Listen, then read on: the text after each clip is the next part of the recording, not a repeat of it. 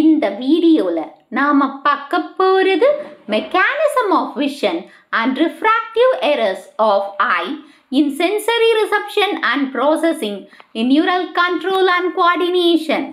So mechanism of eye என்ன? இப்போ நம்ம கண்ணுக்குள்ள எப்படி லைட் பாஸ் ஆகுது, நாம எப்படி இந்த உலகத்தை பார்க்கறோம். இப்போ இந்த லைட் பார்த்தீங்கன்னா என்டர் ஆகும்போது கார்னியாவை தாண்டி போகணும். கார்னியாவுக்கு அப்புறம் கார்னியாவுக்கும் லென்ஸுக்கும் நடுவில் இருக்கிற ஃப்ளூயிடை நம்ம என்னன்னு சொல்வோம், அக்வஸ் ஹியூமர். அந்த அக்வஸ் ஹியூமர் வழியாக லென்ஸ்குள்ளே போய் லென்ஸில் அந்த பியூப்பிள் இருக்கு இல்லையா, அதன் வழியாக தான் லைட் என்டர் ஆகுது.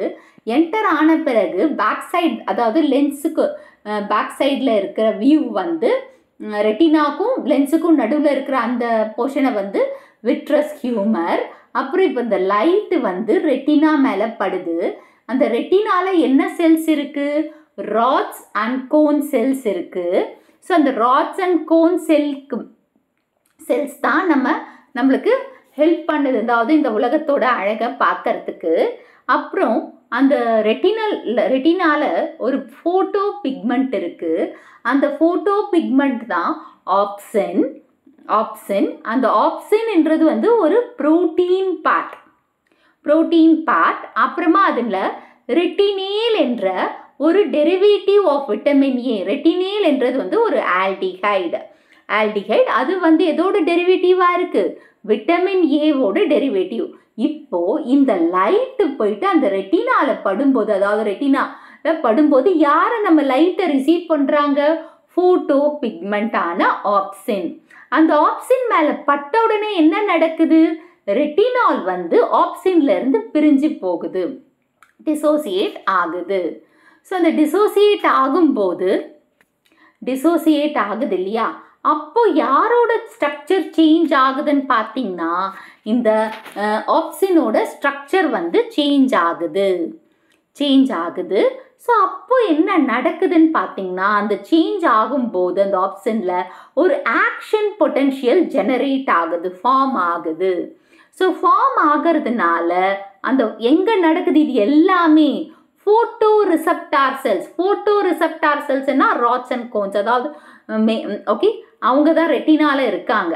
ஸோ அவங்க தான் ரிசீவ் பண்ணி அதை ஆப்டிக் நர்வுக்கு அனுப்புகிறாங்க. ஸோ இந்த ராட்ஸ் அண்ட் கோன் செல்ஸ் ரெட்டினால இருக்கு. அந்த ஃபோட்டோ தட் இஸ் அந்த லைட்டை ரிசீவ் பண்ணி அதை ஆப்டிக் நர்வுக்கு அனுப்புகிறாங்க. ஸோ ஆப்டிக் நர்வ் எங்கே போகுது, விஷுவல் கார்டெக்ஸ் ஆன பிரெயினில் இருக்கிற, இப்போ இதுதான் பிரெயின் இல்லையா, இந்த பிரெயினுக்கு எடுத்துட்டு போகிறாங்க. அந்த ஆப்டிக் நர்வ் தான் பிரெயினுக்கு எடுத்துட்டு போகிறாங்க.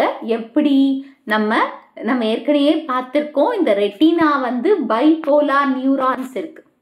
ஸோ அந்த பைபோலார் நியூரான்ஸ் வழியாக கேங்லியான் ஆப்டிக் நர்வ்ஸ் வழியாக பிரெயினுக்கு எடுத்துகிட்டு போயிட்டு நம்மளுக்கு விஷன் கரெக்டாக பெர்சீவ் ஆகுது. நம்ம என்ன இப்போ பார்க்குறோம், இப்போ ரெட் கலர் பெர்சீவ் ஆகுது.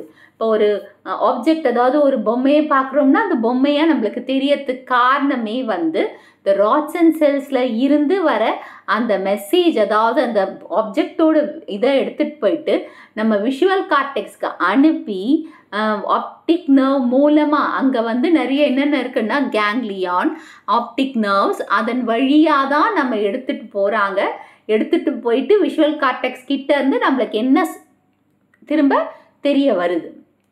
ஓகேவா? ஸோ இதை தான் மெக்கானிசம் ஆஃப் விஷன் சொல்கிறாங்க. When the light enters the eyes, it gets refracted by cornea, aqueous humor and lens, and it is focused on the retina and excites the rods and cones. இப்போ light enter ஆகுது, அதாவது light கண்ணு மேலே படுது. அந்த படும்போது அது ரிஃப்ராக்ட்னா ஊடுருவுது. யார் வழியா, கார்னியா, அந்த கருவிழி இருக்கு இல்லையா, அந்த கார்னியா வழியா, லென்ஸ் வழியா, அந்த கார்னியாவுக்கும் லென்ஸுக்கும் நடுவில் இருக்கிற அந்த aqueous humour, cornea, aqueous humour, லென்ஸுக்கு அப்புறம் விட்ரஸ் ஹியூமர், அப்புறமா ரெட்டினாவை ரீச் பண்ணுது. அந்த ரெட்டினால 2 செல்ஸ் இருக்கு, ராட்ஸ் அண்ட் கோன்ஸ் மேலே படுது. இப்போ நெக்ஸ்ட் பாயிண்ட் என்னன்னு பாருங்க. The photopigment consists of opsin, the protein part, retinal, a derivative of vitamin A. So protein part இங்க பார்த்தீங்கன்னா opsin. அந்த ஆப்ஷன்ல புரோட்டீன் பார்ட் இருக்கு. இன்னொன்று வந்து retinal, derivative of vitamin A. So option ஒரு புரோட்டீன் பார்ட், ரெட்டினால் வந்து டெரிவேட்டிவ்னா விட்டமின் ஏல இருந்து ஃபார்ம் ஆன ஒரு ஆல்டிஹைடு. இது ரெண்டும் சேர்ந்தது தான் என்ன நம்ம சொல்றோம், photo pigment. Light induces the dissociation of retinal from opsin and causes the structural changes in opsin. இப்போ லைட் வந்து ஆப்சின் மேலே பட்ட உடனே ஆப்சின்ல இருக்கிற ரெட்டினால் வந்து டிசோசியேட், தன்னோட நிலையை இழக்குது, அதில் ஆப்சினை விட்டு போயிடுதுன்னு கூட வச்சுக்கோங்க. ஓகேவா? ஸோ இதனால யாரோட ஸ்ட்ரக்சர் மாறுது, ஆப்சினோட ஸ்ட்ரக்சர் மாறுது. ஓகேவா? This generates an action potential in photoreceptor cells and is transmitted by optic nerves to the visual cortex of the brain via bipolar cells, ganglia and optic nerves for the perception of vision. So இந்த ஆப்சின் மேலே light பட்ட உடனே retinal அதை விட்டு பிரிஞ்சிருது. அப்போ ஆப்சினோட structure மாறுது. அந்த இடத்துல ஒரு ஆக்ஷன் பொட்டன்ஷியல் ஏற்படுதா, இந்த ஃபோட்டோரெசெப்டார் செல்ஸ் அதை வந்து ஆப்டிக் நர்வுக்கு டிரான்ஸ்மிட் பண்ணுறாங்க. ஆப்டிக் நர்வ் தான் அந்த அந்த பொட்டென்ஷியல் கிரியேட் ஆகுது இல்லையா, ஆக்ஷன் பொட்டென்ஷியலை அதை கேப்சர் பண்ணி அதை வந்து எங்கேருந்து எங்கே டிரான்ஸ்மிட் பண்ணுறாங்க, ஆப்டிக் நர்வ்லேருந்து எடுத்துகிட்டு வந்து ஆப்டிக் நர்வ் தான் அந்த விஷுவல் கார்டெக்ஸ் ஆஃப் பிரெயினுக்கு அனுப்புகிறாங்க. அப்படி விஷுவல் கார்டெக்ஸ் ஆஃப் த பிரெயினுக்கு போகும்போது நடுவில் யாரெல்லாம் ஹெல்ப் பண்ணுறாங்க பார்த்தீங்கன்னா, ரெட்டினால இருக்கிற பைபோலார் நியூரான் செல்ஸ். அதாவது பைபோலார் செல்ஸ் என்ன, நியூரான் செல்ஸ் தான் அது. ஓகே, ஏன்னா ரெட்டினால பைபோலார் நியூரான்ஸ் தான் இருக்காங்க. அப்புறமா கேங்லியா, அப்புறமா ஆப்டிக் நர்வ்ஸ். இதெல்லாம் எதுக்காக எடுத்துகிட்டு போகிறாங்க, நம்மளுக்கு கண்ணு கரெக்டாக நம்ம பார்க்குற அந்த ஆப்ஜெக்ட் கரெக்டாக தெரியணும், பெர்செப்ஷன் ஆஃப் விஷன் கரெக்டாக தெரியணுன்றதுக்காக எடுத்துகிட்டு போகிறாங்க. இதுதான் மெக்கானிசம் ஆஃப் விஷன். இது கேட்டாங்கன்னா இந்த பாயிண்ட்ஸ் 5 பாயிண்ட்டையும் எழுதிடுங்க. Next refractory errors of eye. So ரிஃப்ராக்ஷன்னா என்னன்னு சொன்னால் ஊடுருவல். அப்படி ஊடுருவும் போது நம்மளுக்கு கரெக்டாக போய் ரீச் ஆகலைன்னா, இந்த லைட் ரேஸ் கரெக்டாக ரீச் ஆகலைன்னா நமக்கு ஐயில் சில ப்ராப்ளம்ஸ் வரும். அது என்னன்றதை பார்க்கலாம். இப்போ ஃபர்ஸ்ட் ஒன் பார்த்தீங்கன்னா எமிமெட்ரோபிக் ஐ அப்படின்னா நார்மல் ஐ. இப்போ இங்கே பாருங்கள், லைட் ரேஸ் உள்ள போது அது கரெக்டாக ரெட்டினா மேலே படுது. ஸோ அதனால் எந்த பிரச்சனையும் இல்லை, எந்த கரெக்ஷனும் தேவையில்லை. மயோஃபியானா நியர் சைட்னஸ், அதாவது கிட்ட இருக்கிற ஆப்ஜெக்ட் நல்லா தெரியும், தூரத்தில் இருக்கிறது நல்லா தெரியாது. அதுக்கு காரணம் என்னன்னு பார்த்தீங்கன்னா, லைட் ரேஸ் வந்து முன்னாடியே விழுந்துருது, ரெட்டினாவுக்கு முன்னாடியே விழுந்துறதுனால என்ன ஆகுது, அவங்களுக்கு கரெக்டான ஆப்ஜெக்ட், லாங் டிஸ்டன்ஸ் ஆப்ஜெக்ட் தெரியல. ஓகே, ஸோ அதை கரெக்ட் பண்ணுறதுக்கு நம்ம என்ன லென்ஸ் இங்கே யூஸ் பண்ணுறோம், கான்கேவ் லென்ஸ் போட்ட உடனே கரெக்டாக இங்கே இருந்த அந்த டிஃபெக்ட் இந்த இடத்துல இல்லை. நெக்ஸ்ட் ஹைப்பர்மெட்ரோபிக் ஐ, ஃபார் சைட்னஸ் இல்லைன்னா லாங் சைட்னஸ்ன்னு சொல்லுவாங்க. ஸோ இங்கே என்ன நடக்குதுன்னா, பியாண்ட் ரெட்டினாவுக்கு பின்னாடி போய் விழும். நம்ம பார்க்குற அந்த ஆப்ஜெக்டோட இமேஜ் எங்கே போய் விழும், ரெட்டினாவுக்கு பின்னாடி போய் விழுந்தால் என்ன யூஸ் இருக்குது, ஏன்னா ரெட்டினால தான் ராட்ஸ் அண்ட் கோன்ஸ் இருக்குது. ஸோ அதனால் அதனால் அதை நம்ம எப்படி கரெக்ட் பண்ணணும்னா, ஒரு கான்வெக்ஸ் லென்ஸை வச்சு கரெக்ட் பண்ணலாம். ஸோ ஸ்பெக்ஸ் கான்கேவ் லென்ஸ் போட்டால் மயோஃபியாவை சரி பண்ணலாம். இது கான்வெக்ஸ் போட்டால் ஹைப்பர்மெட்ரோபியா, இல்லைன்னா far sightedness or long sights சரி பண்ணலாம். இப்போ கரெக்டாக விழுந்திருக்கு பாருங்கள். ஸோ இதை நம்ம டீட்டெயிலாக பார்க்கலாமா. Myopia, near sightedness. The affected person can see the nearby objects but not the distance objects.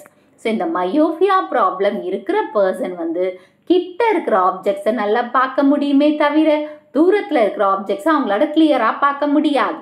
This condition may result due to an elongated eyeball or thickened lens so that the image of the distance object is formed in front of the yellow spot.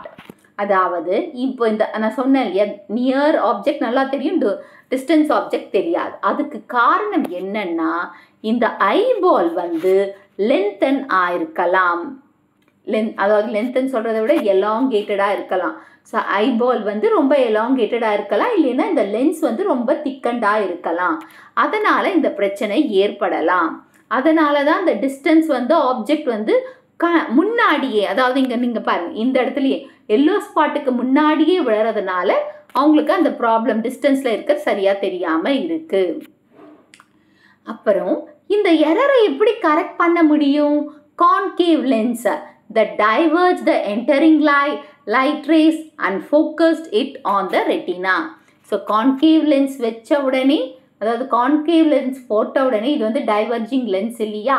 So அந்த diverging lens போட்ட உடனே அந்த light race எல்லாம் கரெக்டாக உள்ளே போயிட்டு retina மேலே விழற மாதிரி படுது. Okay, next hypermetropia, long sightness or farsightness. The affected person can see only the distance object clearly but not the objects nearby. So இந்த பர்சனுக்கு வந்து டிஸ்டன்ஸில் இருக்கிறது கிளியராக தெரியும், கிட்ட இருக்கிறது தெரியாது. ஓகேவா?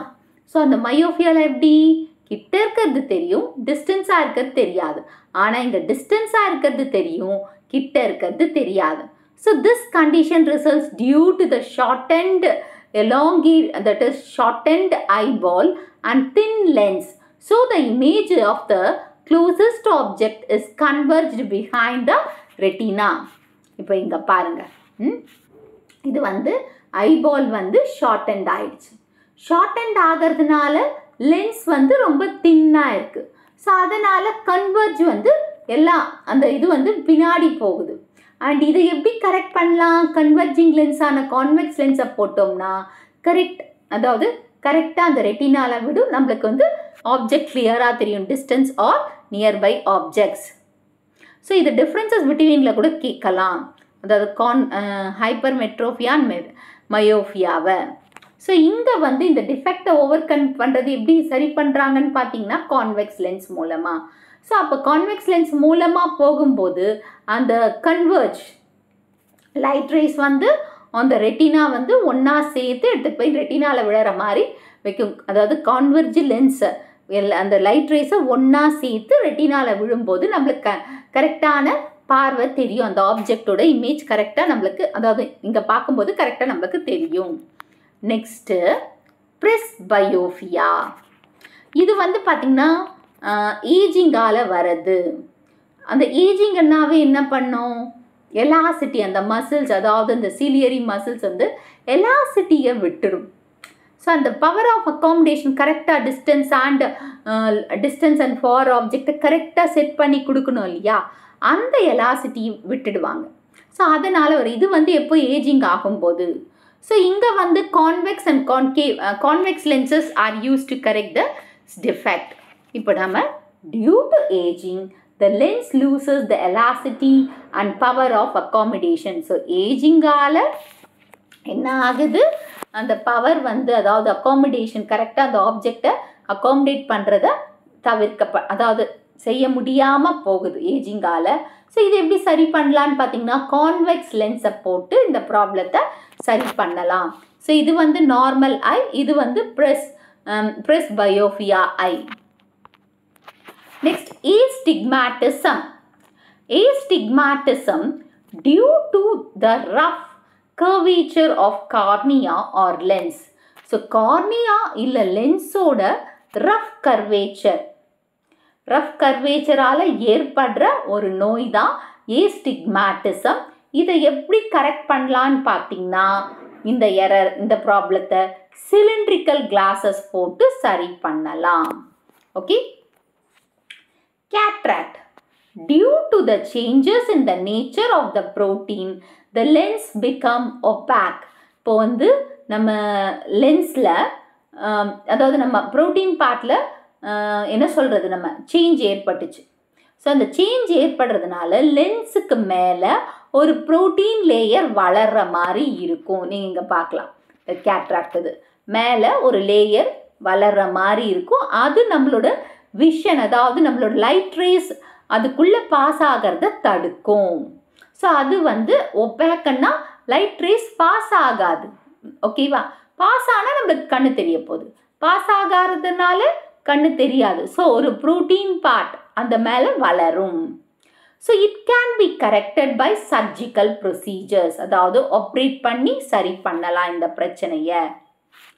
Next, visual pigments for colour vision are red cones having the visual pigment erythroopsin is sensitive to long wavelength closest to 560 nanometer. அதாவது விஷுவல் பிக்மெண்ட் பார்த்தீங்கன்னா கலர் விஷனுக்கு யார் காரணம்னு பார்த்தீங்கன்னா ரெட் கோன்ஸ் தான். இவங்க தான் விஷுவல் பிக்மெண்ட்ஸ். இவங்க கிட்ட வந்து எரித்ரோப்சின் என்ற பிக்மெண்ட் இருக்குது. இது வந்து லாங் வேவ்லென்த், அதாவது லைட்டோட லாங் வேவ்லென்த், அதாவது 560 நானோமீட்டருக்கு பக்கத்தில் இருக்கிற வேவ்லென்த்துக்கு சென்சிட்டிவாக இருக்காங்க. The green cones having the pigment chloropsin is sensitive to medium wavelength of 530 nanometer. So இந்த க்ரீன் கோன்ஸ் வந்து குளோராப்சின், இது எதுக்கு சென்சிட்டிவாக இருக்காங்க, எவ்வளோ வேவ் லென்த்துக்கு பார்த்தீங்கன்னா 530 நானோமீட்டர். ப்ளூ கோன்ஸ், ஸோ இந்த ப்ளூ கோன்ஸும் இந்த பிக்மெண்ட் இதுவும் இருக்குது. இதுக்கு பேர் வந்து சைனாப்சின். சைனாப்சின் இது யாருக்கு சென்சிட்டிவாக இருக்காங்கன்னா ஷார்ட் வேவ் லென்த் 420 நானோமீட்டர். இது உங்கள் நீட்டில் கேட்கறதுக்கு வாய்ப்பு இருக்குது, மேட்சிங்காக கூட கேட்கலான்னு பார்த்துக்கோங்களேன். இப்போ வந்து விஷுவல் பிக்மெண்ட்ஸ் மொத்தம் 3 இருக்குன்னு வச்சுக்கோங்க, red cones, green cones and blue cones. So red கோன்ஸுக்கு பேர் என்ன, எரித்ரோப்சின். அண்டு அதோட வேவ்லென்த் எவ்வளோ பார்த்தீங்கன்னா 560 நானோமீட்டர். எதுக்கு சென்சிட்டிவாக இருக்காங்க, 560 நானோமீட்டர். அண்ட் க்ரீன் கோன்ஸுக்கு பேர் என்ன, குளோராப்சின். அது எதுக்கு சென்சிட்டிவாக இருக்காங்க, எவ்வளோ வேவ்லென்த்துக்கு, 530 நானோமீட்டருக்கு. அண்ட் ப்ளூ கோன்ஸ் சைனாப்சின், அது வந்து ஷார்ட் வேவ்லென்த் 420 நானோமீட்டருக்கு சென்சிட்டிவாக இருக்காங்க. இது வந்து உங்களோட நீட்டில் கேட்கறதுக்கு வாய்ப்பு இருக்குது. Next, aqueous humors supplies nutrients and oxygen to the lens, cornea and some retinal cells. இப்போ aqueous humor தான் என்னது, நியூட்ரியன்ஸையும் ஆக்சிஜனுக்கு லென்ஸ் அண்ட் கார்னியாவுக்கு ரெட்டினல் செல்ஸ்க்கு சப்ளை பண்ணிகிட்ருக்கு. ஸோ இந்த அக்வஸ் ஹியூமர் வந்து ப்ரொடியூஸ் பண்ணி ட்ரெயின்ட், அதாவது எவ்வளோ ப்ரொடியூஸ் பண்ணுதோ அந்த அளவுக்கு வெளியில் வந்துடும்.